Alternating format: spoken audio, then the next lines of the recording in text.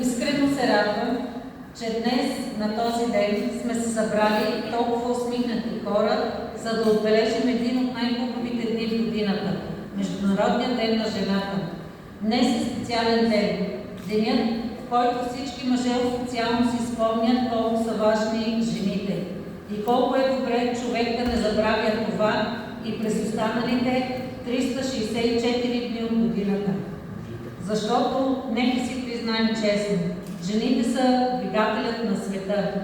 Те могат да се грижат за семейството, да работят, да подреждат, да готвят, да дават съвети и междувременно да ни напомнят какво сме забравили да направим.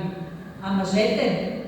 Те, разбира се, винаги са готови да помогнат, особено след като им се каже втори път, понякога и трети.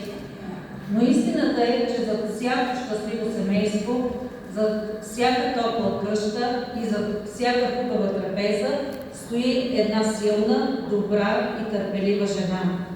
От сърце благодаря на всички вас, че днес сте тук и заедно споделяме този празник. Вашето присъствие прави деня още по-специален и изпълнен с настроение. Скъпи дами, пожелаваме ви здраве, обич, уважение и много поводи за усмивки. Бъдете все така красиви, силни и вдъхновяващи.